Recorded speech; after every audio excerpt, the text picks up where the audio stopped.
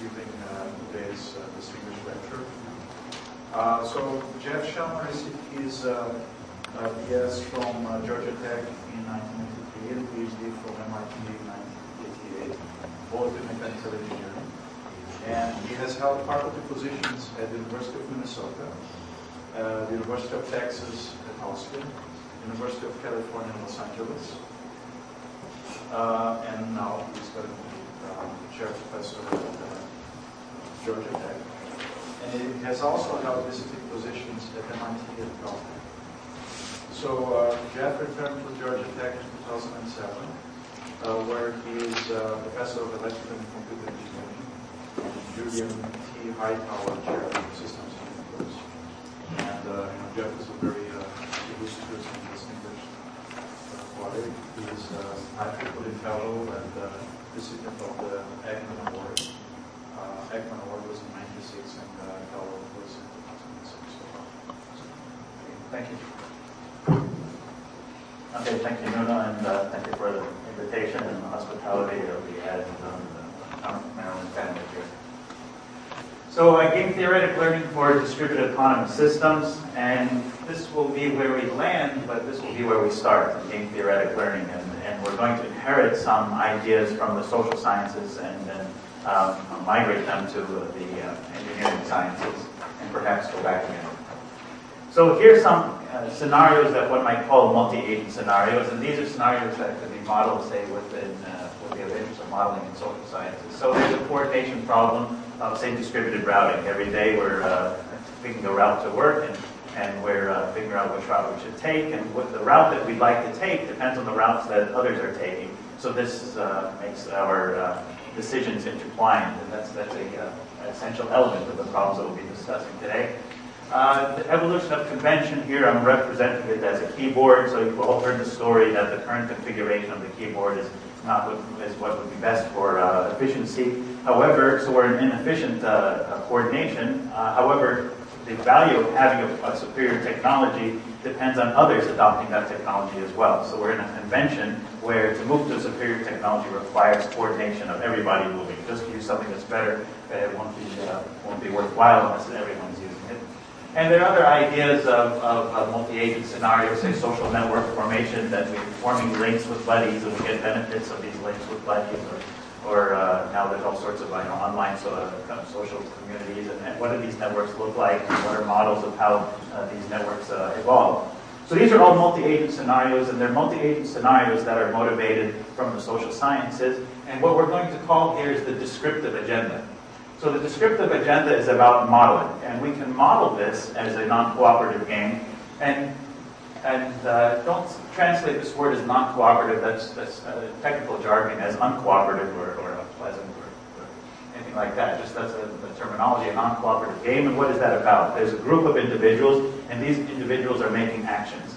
And they have preferences, not just that depend on their own action, but on the actions of others. So I have preferences on what we do as a group, but I'm only in control of what I do as an individual.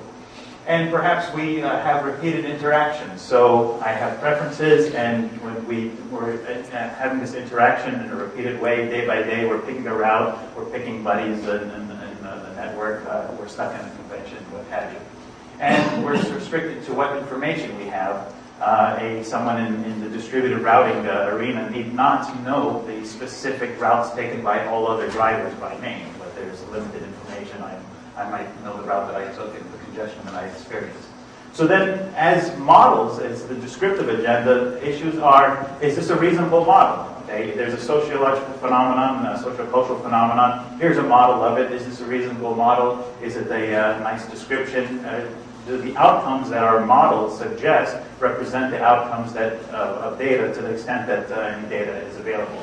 These are the metrics with which we would judge the models of how agents coordinate or interact.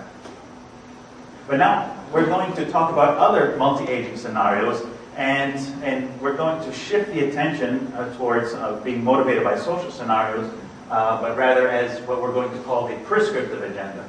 So here's one thing of distributed resource allocation. This is a weapon target assignment problem. There are several weapons, and the weapons are going to visit targets and do what weapons do. And there's some benefit to multiple weapons perhaps visiting the same target. They may be complementary capabilities. And so weapons need to negotiate which targets to visit, but no individual weapon may have a complete overview of the landscape of all of the other weapons that are out there and all the other targets that are out there.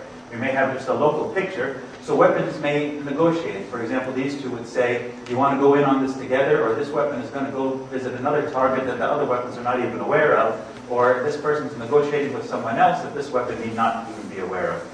So we like to do this resource allocation in a distributed way where I'm aware of my local surroundings, and then through some chatter, we decide where to go. This is a representation of a similar problem, again, distributed resource allocation. There's a map, there's probabilities of events appearing on this map, there's a hotness of a reward for capturing something that does appear on this map, and how should sensors distribute themselves in such a way to maximize the probability of detecting a pop-up event in the case of a pop-up event occurs. Here now I'm representing also Sudoku as a game, and we think of Sudoku as a game, but mostly as an individual game, not really as a multi-agent scenario. So let's talk about Sudoku as a multi-agent game. So here I'm representing it, and the players are the individual cells. And say, so now it's not one person who's filling out the puzzle, but each person in the cell is filling out, deciding what their number should be. So they have different agents, they have a set of actions. The actions, they need to pick numbers 1 through 9, and they have preferences reflected through perhaps payoff functions. What's the value of my picking 1 through 9 depends on what others picked around me. And you know the rules, it depends on who else is in my cell, the values in my cell, and the values in my row and my column. So what's some of the appeal of possibly modeling Sudoku as a multi-agent game? So let's take a look at agent number 1. Agent number 1 need not have a complete landscape of the puzzle. Rather, agent number 1 needs to be concerned with their own sector and say what's in the column and row of their own. And those are the other agents that influence their preferences. There may be, and all this is anecdotal so far, there may be some element of fault tolerance. So if one of the cells is not working, then the other cells can not say solve the puzzle, but do the best possible given that one of the cells is not functioning. So self-organize or self-adapt around the dysfunctional cells. Or maybe some of the cells are adversarial and trying to disrupt the solution of the puzzle. And again, what's the best that can be done in the presence of adversarial components? And finally, if we adopt the game theoretic framework, there's a rich starting point. Now, this is a picture of John Nash, and it's typically not recognized, and I've been told that I should put Russell Crowe here. So what we're talking about here is the prescriptive agenda of game theory. We're going to take a scenario and model it as a game, and then see what we can benefit from. So when we're modeling that as a game, we're not saying this is inherently a game or a non-cooperative scenario. We're modeling it. So when we model it, when we specify who are the players, we specify what are their preferences. Now, you may think, for example, in the Sudoku case, that this is already specified, but we need not have modeled this as a player per cell. It could be that it was each sector is a player. It's our decision. It could be each row is a player, each column is a player. It's up to us to decide who will be the players. And there will be implications on what information the players need to self-organize. Also, we specify how players will, what algorithm they'll use to adapt to each other's actions. In the descriptive agenda, we're modeling how players may coordinate. But we're not really in control of how they actually coordinate. Here, these are programmable components. We program them. We pick the algorithm. So as such, really what we're doing is distributed optimization in a way. And the metrics that we're going to judge our suggested solutions are different from the metrics from the descriptive agenda, now that we're in the prescriptive agenda. What information is available to each agent? Are cells able to talk or not? Or is there limits on communications? How much communications per stage of the algorithm, per iteration of the algorithm? How much processing capability they need per stage? What will be the resulting asymptotic behavior of the algorithm that we specify? how does this compare to what we're trying to achieve in the first place? We're modeling an outcome as a game, but there's some sort of global performance metric that we want to get an efficient solution to, or effective solution. And this is the sore point for all of this, what I'll present today. We won't talk about this, but also what are the convergence rates of the algorithms that we specify? What will happen in the limit, but how long does it take to get there? So what I'm going to present in this talk briefly is I'm going to give a brief introduction to the descriptive agenda that we're inheriting from the social sciences, and give you a flavor of the type of questions one might ask from the descriptive agenda, and then we'll give an overview of the prescriptive agenda. We're going to focus on a special class of games called potential games, and now it is a restrictive assumption that a game is a potential game, but since we're in the design business, then we can do what we can to design the game to be a potential game. So we have that advantage. We're not inheriting, we're designing. And if potential games are well behaved, then we can try to book the books to make sure that we have a potential game. I'm going to give an overview of different algorithms for potential games that highlight different aspects of these algorithms in terms of the information required and the processing required and that kind of stuff. I'll just give a flavor of what types of proofs are involved in establishing that these algorithms have whatever properties that they have, and then we'll have some brief illustrations. Okay, so this is the notation for the setup, but I'll just describe it. So the standard non-cooperative game setup is as follows. There's a group of players. Each player has a set of actions, and they have preferences over joint actions. How I like my action depends on what I do and what others do. You can think of either the distributed routing problem as one thing to keep in mind throughout the discussion, or the sudoku as an anecdotal scenario to keep in mind throughout the discussion. These preferences are captured through so-called payoff functions. Now, we also have something called a global objective, and it says, tell me what everybody's doing, and I'm going to give that a score. And say we might want to, as system planners, design our games so that we perform well according to this global objective.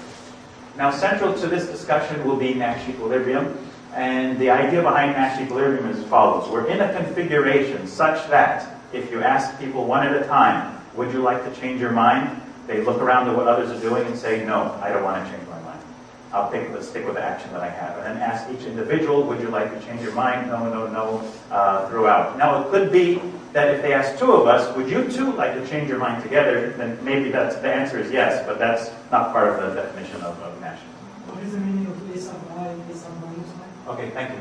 The A sub I are the actions that agent I is allowed to take. A sub minus I is notation for everybody else other than agent I. Okay? So this payoff function takes everybody's action, which we can write as my action and everybody else's action, and maps that to a score. Now, the game theoretic learning paradigm shifts the focus away from characterizing what is a Nash equilibrium and asks, okay, this is ISR, we talk about systems and dynamics, and then dynamics have equilibrium. But we have kind of the reverse situation here. We have an equilibrium without specifying any dynamics.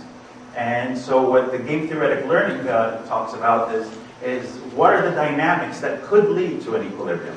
And again, this is motivated from the social descriptive agenda.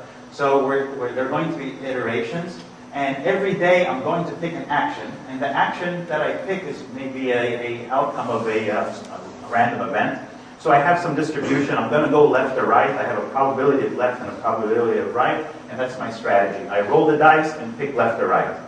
So these strategies are evolving, and they evolve according to what information do I have available to me. I've now been commuting for 110 days. That's the information I have available to me, and I'm going to decide randomly, according to some distribution, what road to take, roll the dice, and take my road. Okay, so those are what the iterations look like. And then the questions that come up, and again, this is motivated by how could agents converge to a Nash equilibrium. We're being more motivated by how can we drive them to a Nash equilibrium. Now, which Nash equilibrium? This is an equilibrium selection problem that we'll talk about in a moment. And why Nash equilibrium? Well, are the Nash equilibria efficient according to some that global performance measure as well? A couple of quotes that have emerged in the economics literature that recognizing that the equilibrium was defined before the dynamics. So one by a renowned economist and Nobel laureate Kenneth Arrow, the attainment of equilibrium requires this equilibrium process. The second quote is a little more cheeky by economist Ken Vidmore. Human subjects are no great shakes at thinking either. He was previously, earlier in the paragraph, talking about insects. So either is also as well as insects. When they find their way to an equilibrium of a game, they typically do so by trial and error methods. Which we're saying is that the kind of game theoretic learning that we're going to talk about are sort of simple myopic rules, not something that is an optimal design based on a sophisticated beliefs about everyone else, but just simple myopic rules. So now I'll talk about a little bit the descriptive agenda, and in particular we're going to talk about the problem of equilibrium selection. So here are two games. This one represents the convention of the typewriter game. If everybody chose A, everybody gets 4 points. If everybody chose B, everybody gets 3 points. But if we miscoordinate, then nobody gets any points. And this is another game. This one's called Stag Hunt. So the idea, the story behind Stag Hunt is if we both go for big game, if we both hunt for stag, then everybody gets 3 points. But if either of us hunt for hare or rabbit, then we're guaranteed of catching the rabbit by ourselves. We don't need to coordinate. But if somebody wanted to go for a stag, whereas the other one went for the rabbit hunter gets what they want, but the deer hunter goes home empty-handed. Okay, so this is, again, a coordination game. Both of these games have double A and double B as Nash equilibria. But there's some distinctions between these Nash equilibria. For example, the efficient one is going to be double A in both cases. That's the equilibrium where both players are better off. And however, there's other notions of ways to distinguish Nash equilibria, and there's a notion called the risk dominance. Risk dominance, you can view risk dominance as a robustness measure. What if I'm wrong about what the other guy is going to do? How much robustness do I have before, if they start doing something other than what I think they're going to do, at what point will I regret what I'm doing and want to change my mind? That's the risk dominance. And it turns out for Stag Hunt, and for these particular numbers, that's payoff dominant, but that's risk dominant. Make sure you just go for hare. And now, these distinctions are only based on the numbers, the preferences, and the numbers associated with those preferences. But there's some work in the descriptive agenda that tries to realize these distinctions through other means, in particular through an evolutionary approach. So I'll describe one of these results. So here's the idea. Again, this looks like a two-player game, but this paper used this two-player game to model a society in fact. So the way it works is as follows. I'm going to describe an algorithm and then argue that this is an algorithm for society, not just two players. So there's a row player and a column player, and they're looking at a finite history. I'm watching what you did for the last 100 days. Okay? But I'm taking the sparse sample of over the last 100 days. So I'm going to look at what you did on day 3, day 90, and day 99. And that sparse sample is selected randomly. Based on that sparse sample, I'm going to do a best response to the actions that you've taken. And the row player does that. The column player has a window, makes a sparse sample, and then does a best response. The next day comes, they repeat. They have their window, they take another sparse sample, another sparse sample.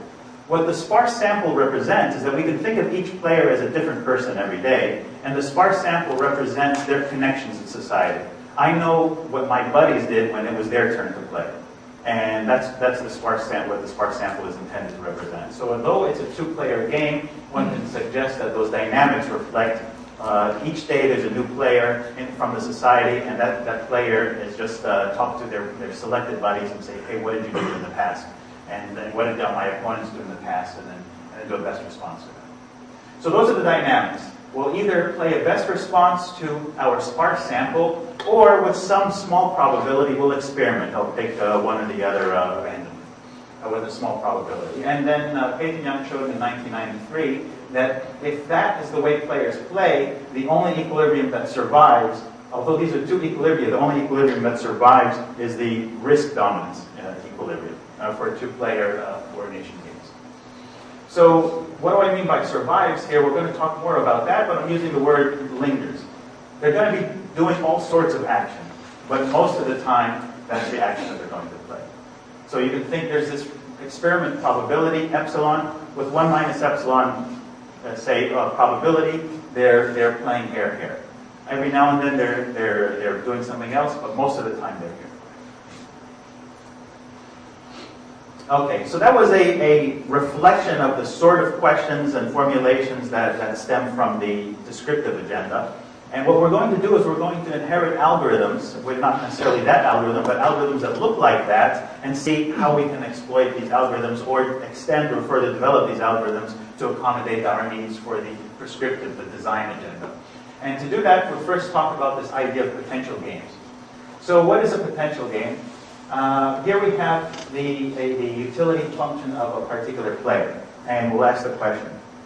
Well, there exists some function out there, we don't know what it is, but there exists some function out there that if everybody does the same thing and I deviate, the change in my reward equals the change in this potential function. And then pick someone else. If they deviate, the change in their reward is the change in this potential function. These rewards are player specific, that potential function works for everybody. Okay. So these kind of coordination games, the games that I just showed, stat cont and typewriter game, those were coordination games. They have desirable convergence properties, but they need not mean that we're cooperating. Even though there's this potential function that characterizes our deviation costs or deviation rewards, that doesn't mean that we're cooperating. And here's a good illustration. So in the distributed routing problem, let's not think of rewards, but rather think of penalties and congestion. We're going to go from A to B, and the congestion we experience depends on the number of cars on the road that we select. Okay? So this is a potential game, and this is the potential function. This potential function is not overall congestion. When we're minimizing our individual congestion that we experience, we're not, as a collective, trying to minimize the overall congestion on the network. Okay?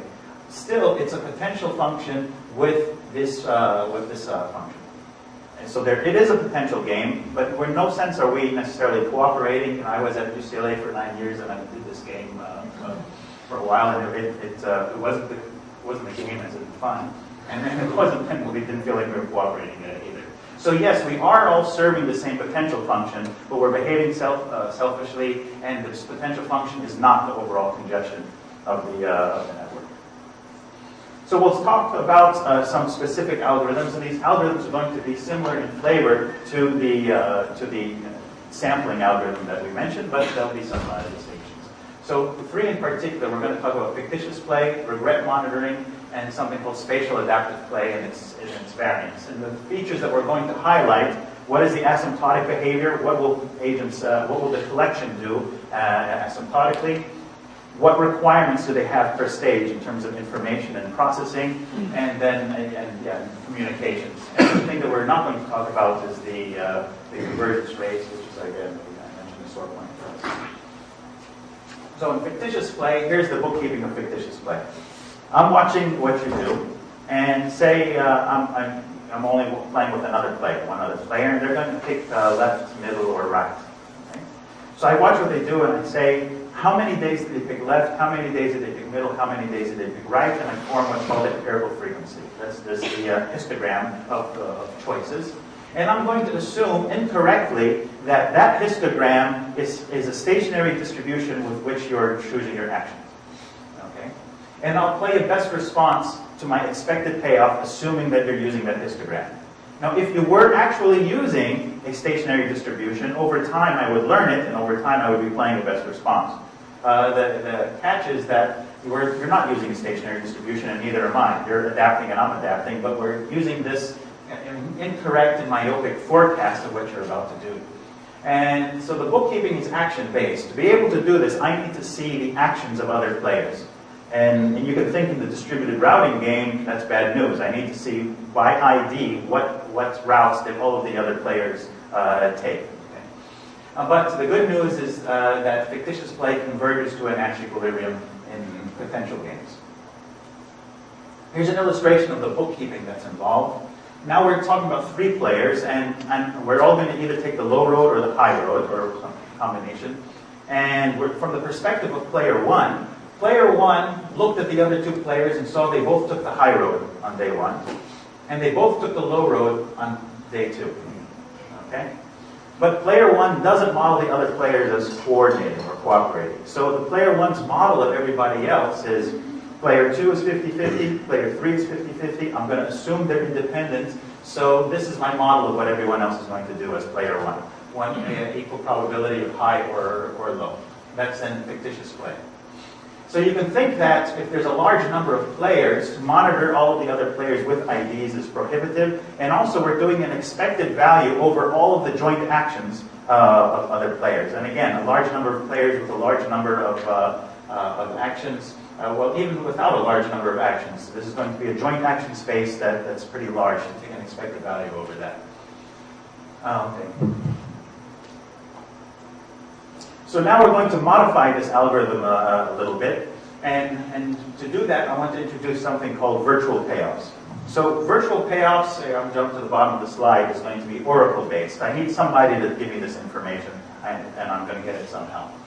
Okay, so let's to the following. Let's describe it in terms of the distributed routing problem. I have data, and I can ask the question, after I drive, I can go home and look at the traffic report. And I can say, what would have been my congestion had I taken road 1, or road 2, or road 3? Now that information, yes, it depends on the other players, but in an aggregate way. I don't need to know what other players did by ID, but rather I need to know in aggregate what would have been the consequences of my different actions. Okay, so I have a finite set of choices. What would have been the consequences of each of those choices? And maintain that record every day. So I look at the traffic report every day, day 1, day 2, day 3, day 4, all the way down, and that's what this virtual rewards vector is. It's the running average, maybe fading memory or true average, but it's the running average of what would have been the consequence of picking a particular choice throughout. Okay. Now to implement this, again, I'm calling this Oracle-based. It does depend on the actions of others, but in an aggregated manner. If I only have 2 choices, I need 2 numbers. What would have happened if I had gone left? What would have happened if I had gone right? And keep that vector throughout, and then keep a weighted average of history. And so I don't have to keep all of the vectors, just a fading memory or a weighted average of the past. Okay. So here's now joint strategy fictitious play with inertia. I'll explain why we're calling it joint strategy in a moment. So each player maintains the running traffic report, the virtual payoff reward, or virtual payoff vector, and every day I'm going to see, well, these were my choices. This is the running average of what would have been the consequence of each of these choices. Pick the best. Pick the best one, or every now and then I'm lazy and I'm just going to do what I did yesterday. So that's the with inertia part. With some probability, I'm going to do what I did yesterday. Otherwise, I'm going to look at the average traffic reports and pick which looks the best. And one can show that joint strategy fictitious play with inertia converges to a Nash equilibrium also in potential games. So this is the same result that we had for fictitious play, the difference being the bookkeeping. The bookkeeping, I only have to keep this virtual rewards vector. I don't have to see what other players are doing every day by ID. To illustrate that the bookkeeping is different, let's go back to that perspective of driver 1. It turns out that the bookkeeping of joint strategy fictitious play is equivalent to the following picture. Remember what happened before. On day 1, 2 and 3 were on the high road. On day 2, 2 and 3 were on the low road. Fictitious play says my representation of the others will be independent and therefore anywhere. Joint strategy fictitious play, it turns out, says my representation of the others is as though they're coordinated. So then joint strategy fictitious play will model them as 1/2 double high or 1/2 double low. So the bookkeeping is indeed different. And this is also related to a family of algorithms called no-regret algorithms that I want to talk about today. Okay, so we saw fictitious play. The information that it required was actions of players by ID. And we also, and also the processing it required was expectations over potentially large spaces or sets. Joint strategy fictitious play reduced that information a bit by saying we can get away with aggregate information. Both algorithms said we can converge to a Nash equilibrium. Neither algorithm said which Nash equilibrium if there are multiple equilibria, and that's what now the second, or this other family of algorithms we'll discuss.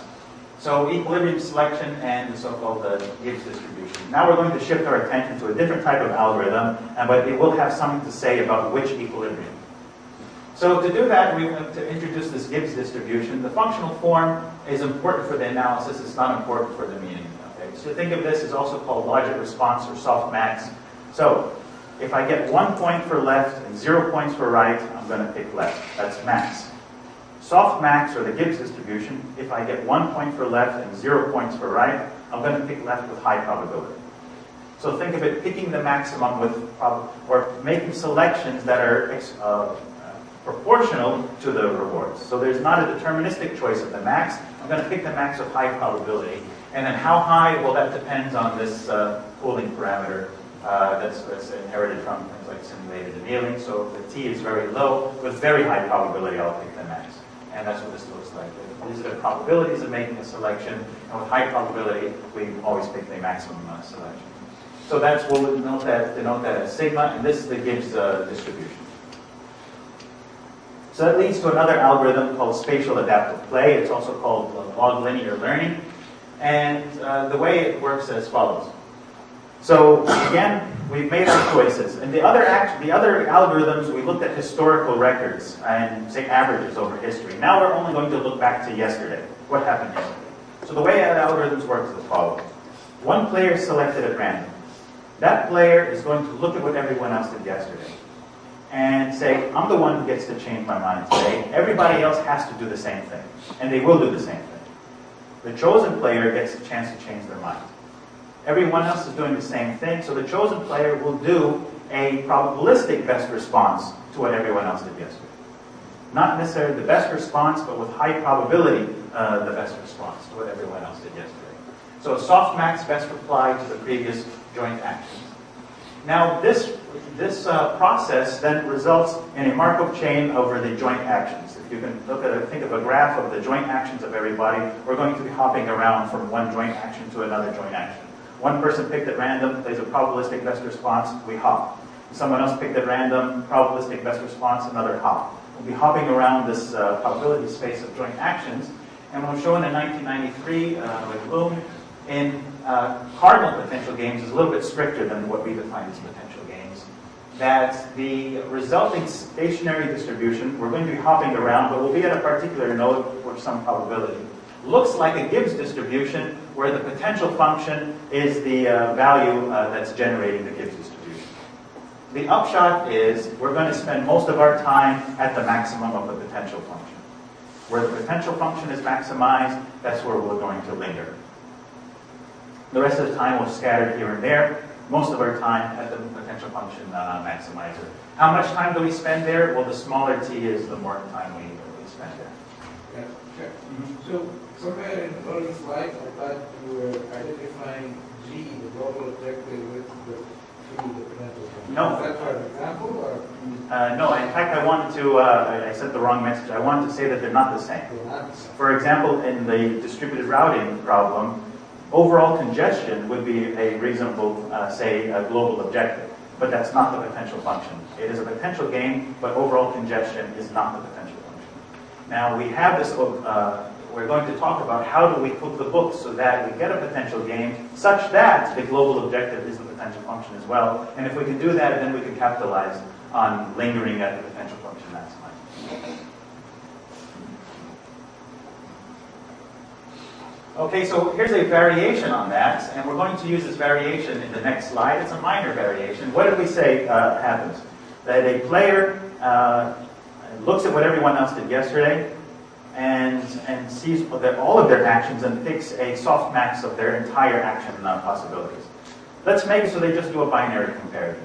I look at one alternative. I have 101 different alternatives. I'm going to look at one and compare that one alternative to what I did yesterday and pick the softmax between those two. So the difference is I'm not looking at my entire sets of what I could choose. I'm just picking one. If I had 1 million alternatives, I only need to pick one and compare those two. Okay? And it turns out that this binary version also has the same stationary distribution as the full version of spatial adaptive play. So again, we linger at the potential function maximizer, but now the comparisons that I need to do are much smaller. Then in follow-on work, here's another variation of this. In problems that we're motivated by, for example, we're interested in motion planning. So we want to spread out around this room in a certain way. And that's going to be represented as a game, but I cannot in one step go from this corner of the room to the other corner of the room. I'm constrained. I'd like to go there, but I can't. So tomorrow's action is constrained by today's choice. And if we have that sort of constraint, then the same algorithm pretty much works. So what is the new algorithm? Out of all of my feasible choices of where I'm allowed to go in one step, pick one of them, do a softmax comparison, and move in that direction. Okay? That also lingers at the maximizer of the potential function. However, it no longer preserves exactly the same stationary distribution. We have now coarse information, not really refined information, but coarse information about what happens in that case. And there are other extensions which I won't talk about. Yeah. Yes. I told you that's our sort point. I asked you not to bring it up.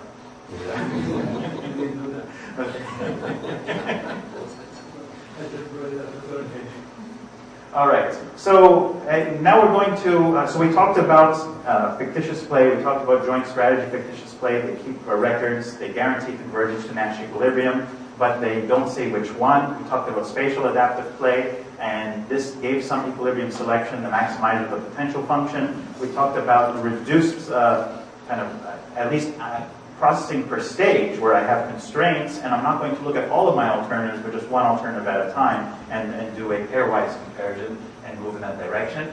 Now we're going to move to another class of algorithms to illustrate another information pattern, and that's called payoff-based algorithms. So the way to think about payoff-based algorithms, say in the routing game, I start from home, I go do my commute and go to work. The only thing I know is how much time it took me. Okay? I don't get a traffic report. I implicitly find out what others did to the extent that they took the same route as I did. That's the only information that I get implicitly. I only experience my own congestion. I can measure the performance of what I do, but I don't have access to anything else. So there's no explicit communication amongst agents. We implicitly gather information about what other agents did, but we need to be able to measure the consequences of what we do online. So here's the type of dynamics that takes even longer. I'll answer the question. Called experimentation dynamics. And the way experimentation dynamics work is as follows. So I have a favorite action, and that's called my baseline action. And I have a utility, a payoff, that I associate with that action. When I do my favorite, this is the payoff I'm going to get. That's the baseline that I keep in mind. So the way these dynamics work is with high probability, I play my baseline. But with small probability, I experiment.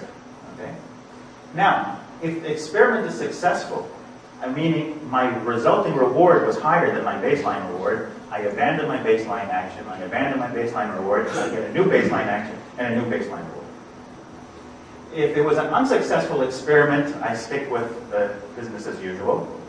If I don't experiment, I update my baseline reward. I'm doing the same thing I did yesterday, but for some reason I got a different payoff. Well, that's my new perspective. That's my new perspective on life. That's my new outlook. That's my new baseline utility. So even if I don't experiment, I change my expectation of the consequence of that action. So this is not a reinforcement? The reinforcement algorithm?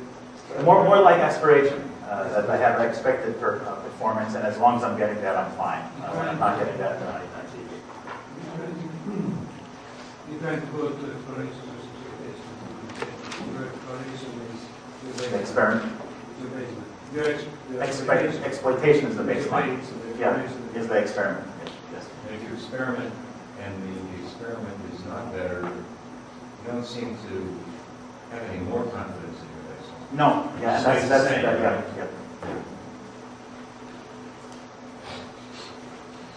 Okay, so one can show that the potential, rather, with high probability, we're going to be at a Nash equilibrium. We will linger at a Nash equilibrium. We're not saying now which Nash equilibrium. We've lost the equilibrium selection aspect that we had with spatial adaptive play. Although there are payoff-based versions of spatial adaptive play where we maintain that equilibrium selection behavior. But This one is a payoff-based algorithm that says the probability in the future that we're at a Nash equilibrium. If you just hold any particular day in the future, in the far future, are you at a Nash equilibrium with very high probability? Yes.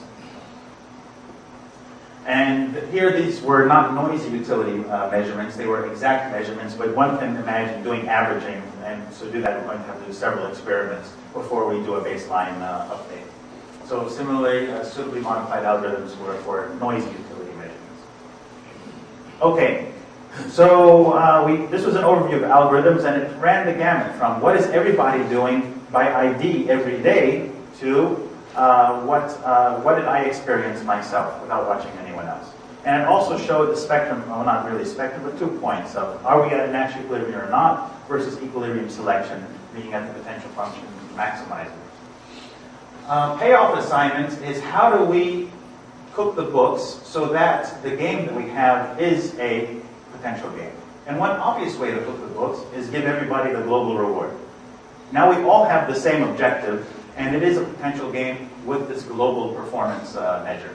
But now that sort of distributes or defeats the distributed incentive. Now to monitor how well are we doing, I need to see what everybody is doing. And there's no distribution of information there. It's not localized. And also, if we're getting noisy payoffs, and this is anecdotal here, but if we're getting noisy payoffs, my effect as an individual employee on the corporate profit is not a very measurable effect. So it's not a good signal-to-noise ratio, if you will, of what I'm doing versus what I'm able to measure.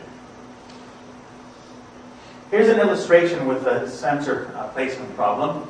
So think that there's two sectors. There's the low reward sector and the high reward sector. And there's two sensors. There's a good sensor that generally finds what it's looking for, and a bad sensor that doesn't find what it's looking for, okay? Low probability or high probability. If we said we are now going to give incentives to these sensors, now what would a centralized planner like to do? A centralized planner would send the good sector where it's high value, and the bad sector, the bad sensor, to the low value region. Now, we're going to give them incentives and say, go organize yourselves. So one way to do it is to say, if you guys find something, you share the reward. And what will happen if we give them that incentive is that the bad sensor will always want to piggyback off of the good sensor. I'm not going to find it, so I'm going to go where they are. Okay? And I've experienced this personally. I've done a lot of fishing up here, and people can see fish much better than I can. So I don't even look at the water, I look at the guy next to me.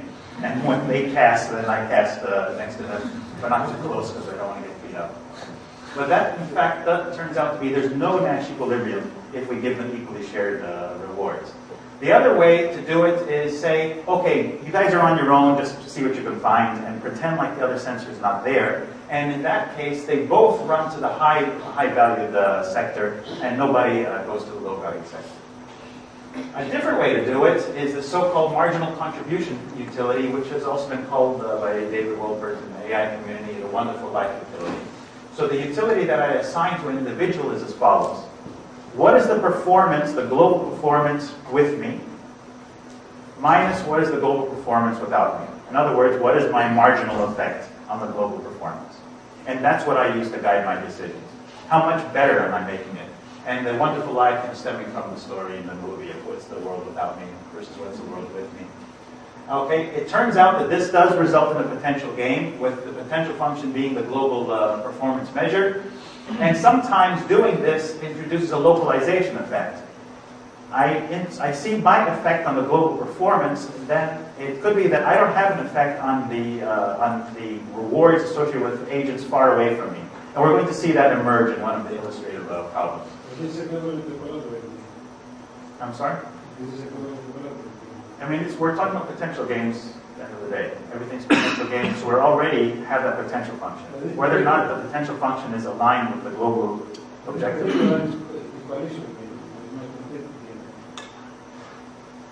What? This particular one? I think so. Okay. This is a marginal contribution, yeah. Now, there's still issues that we can go to, like inefficient equilibria and things like that. But what we've done, yes, we've done is we've aligned individual incentives with the global incentives. Before, when we were just talking about potential games, we had that. We were aligned with the potential function. But the potential function was misaligned with our global objective. Now we made sure that the two are the same. Yes? I have a question. Mhm. What is G of 0, A minus I? That's a representation of what is the global reward when I'm not playing. 0 is when I'm not in the world. And A minus I is everybody else. So is that always well defined when one of the... We need to pick something called what does it mean? We need to define what it means that I'm not playing. So if I'm a sensor, what if I turned off? If I'm moving around in a room, what if I stayed in one location? And versus what if I went somewhere else? That's what contributes to the coalition. Yeah, what do I contribute? Yeah. The C0 I is the coalition game, the coalition game with no coalition. Yes, So yes. you get in and get it. Mhm. And then you get the depletion only part of the negotiation. Yes. But so it's still a non-cooperative game, but we're aligned. Only because it's never. I agree. So I'm going to give a very brief flavor of the proofs. Actually, we're running short on time, so I might be very limited in what I say here. There's this underlying feature that's called the better reply graph. So think if we had 3 players and each player had 2 choices. So how many overall configurations are there? There are 8 configurations. And these are the 8 configurations of 3 players, each one having 2 choices. The arrows represent one of the players did a better reply. So one of the players made a unilateral improvement. These blue cells, where there are no outgoing arrows, are Nash equilibrium, okay? Because nobody can make a unilateral improvement. So we're talking about hopping around this. We're going to discuss the proofs in terms of hopping around this better reply graph. So one of the natures of the proofs is sticky Nash equilibrium, and I'll just describe what that means. There is a sequence of events, of fortunate events that can occur with some probability, maybe minuscule probability, but they can occur. And that sequence of events will take us to a Nash equilibrium. It's epsilon probability that it happens. It's 1 minus epsilon probability that it doesn't happen. It's not going to happen. But the probability that it doesn't happen twice is 1 minus epsilon squared, 1 minus epsilon cubed. We can't avoid that sequence of fortunate events forever. So with probability 1, we will land at a Nash equilibrium. That's the sticky Nash equilibrium argument. Now the convergence rates that are observed don't reflect that, but the proof is like that. Wait for this very happy coincidence, and we can't avoid it forever. The other approach, and this is on spatial adaptive play, is using the Gibbs distribution, is we exactly characterize what is the stationary distribution over this better reply graph. And it turns out that when using spatial adaptive play, the stationary distribution has this property that's called a detailed balance equation, which is even a stronger property than just stationary distribution. And we're able to explicitly say what the stationary distribution looks like. The third type of proof that we use is the idea of stochastic stability. And stochastic stability gives us these lingering results, and let's see if I can describe it here. Say, the stochastic stability results are that I have some dynamics, and these dynamics may find themselves in different regions as time goes on. But a perturbation of those dynamics allow these regions to mix. As the perturbation shrinks, one of the regions dominates. And it says, you're going to spend most of your time in my region. That is the stochastically stable region. Where did this appear? It appeared when we talked about equilibrium selection. Risk dominant was stochastically stable. They hop around, but they linger at the risk dominant.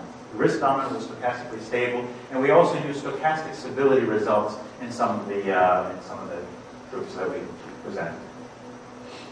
So some illustration. So there's a bit of a craze on rendezvous problems and consensus problems. Here we're doing consensus. All the agents want to go to the same location, and there's an obstacle as well. So we're not going to do just the kind of averaged consensus.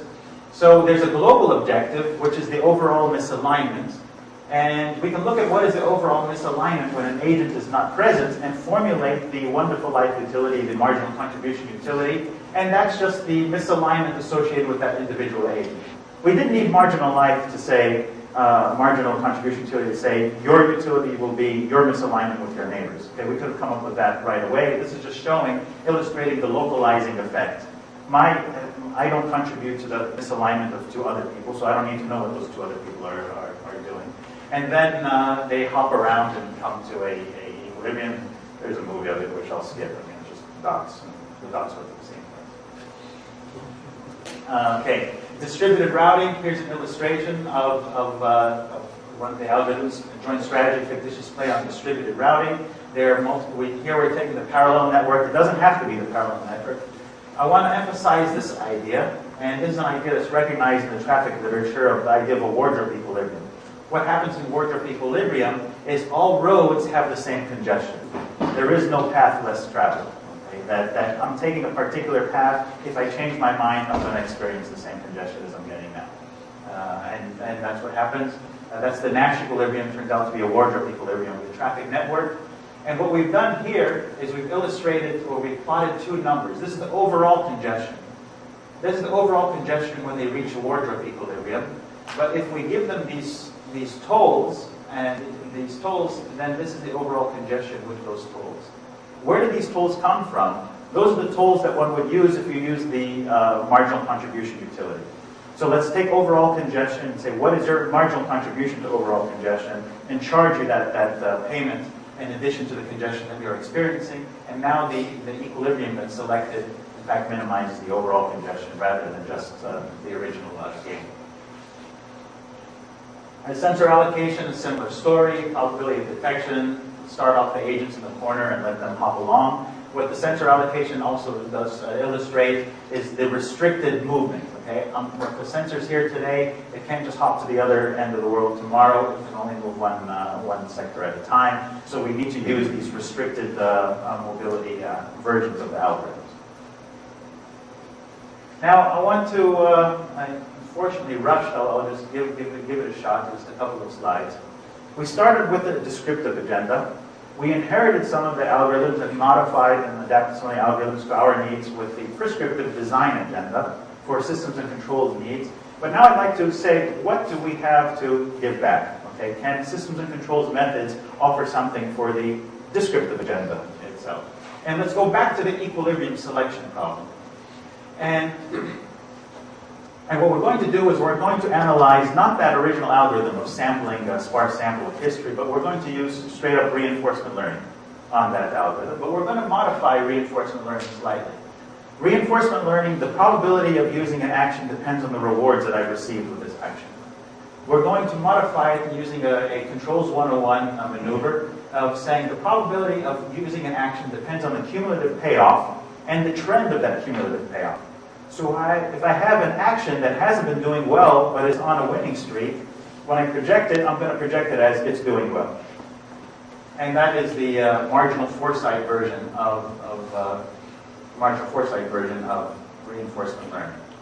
It turns out that this marginal foresight version of reinforcement learning has the following effect. In original reinforcement learning, any Nash equilibrium is stable. When some of the agents, in fact, when just one agent is forward-looking, then what the effect of that agent is they can destabilize what used to be a stable configuration and shift the entire herd to another equilibrium. So introducing dynamics that make some agents forward-looking can affect equilibrium selection. It's not through randomness and say perturbation of which is stochastically stable. We destabilize one equilibrium and maintain stability of the other equilibrium. I think this has something to say for the agent-based simulation community as well, in that agent-based simulation tends to be about preferences and outcomes. Agents have these preferences, it's complicated to analyze, let's let them mingle and see what the emergent behavior is. And what this is saying is, without changing the preferences, but changing how agents react to preferences, that can qualitatively change the emergent behavior. And even one agent can move the whole herd. So is there such a thing as robust agent-based simulation that's worth exploring? So these are some Controls 101 ideas. Now going back to the descriptive agenda. And these ideas are not aligned with the previous ideas of, say, it need not be risk dominant, it need not be payoff dominant, the equilibrium that survives. In fact, there's a case, this is a particular case, where there's an equilibrium that's both risk and payoff dominant, but it's not the equilibrium that survives when one of the agents is forward-looking. So it's a different type of dominance. So natural dynamics, just having agents being a little bit myopic, can change, qualitatively change the outcomes. And those are controls ideas now migrating back towards the descriptive agenda. Okay, so final remarks. We talked about descriptive versus prescriptive. We've illustrated the spectrum of information. What is everybody doing, and versus what is an aggregate report versus what is only what I measure myself. We talked about Nash equilibrium and equilibrium selection, whether or not we'll go to the potential function maximizer. How do we hook the books to get potential gains? And then we showed how many different problems are illustrated under this common, or can be at least initially approached under this common framework. Now, future work, I think, well, of course, okay, here it is again, convergence rates. Future work also, in terms of engineered systems, are and let me focus on this one, of communications in particular. So, we talked about action measurements and we talked about action measurements or payoff measurements, and those are natural restrictions, say if I'm modeling a social scenario, that I'm not going to go up to you and say, what is your intent?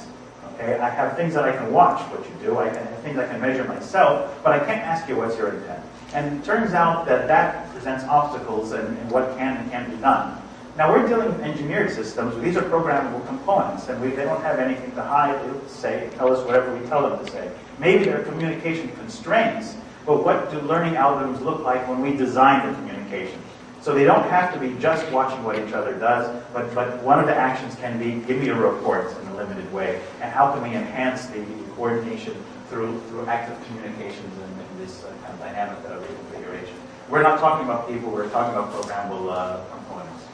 And then the other final point, we started from there, came to here, and I do believe that systems and controls can have a lot to say in the other direction as well. Thank you.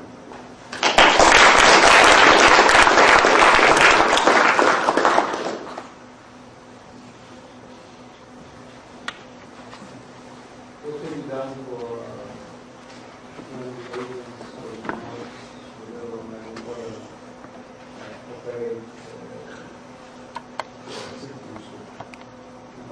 we don't go one by one, but instead of them in parallel, right? Yes. So you can prove many of the things you can do that. Right? So the fictitious play, joint strategy fictitious play, they're acting in parallel. The payoff-based one, where they experiment to stick with the baseline, it's in parallel, but that's really a bit of a cheat because with epsilon probability, I experiment. So with epsilon squared probability, we both experiment, and that becomes a negligible event as compared to the epsilon. Those results were, as epsilon gets smaller, we linger at a Nash equilibrium, but that's how we get the cheat. And so it's one at a time. Where does this one at a time, why is it convenient for us? Because of that better reply graph. If we were able to move one at a time, then we land at a Nash equilibrium. Okay. We have done some work on synchronous versions of spatial adaptive play, but it's similar. It's a problem. Well, there's a case where it works exactly. So if I'm moving and you're moving, but we don't have any common neighbors, so we don't affect each other's utility, then you get the same stationary distribution. If that's the only thing that happens, that it's asynchronous or synchronous, but without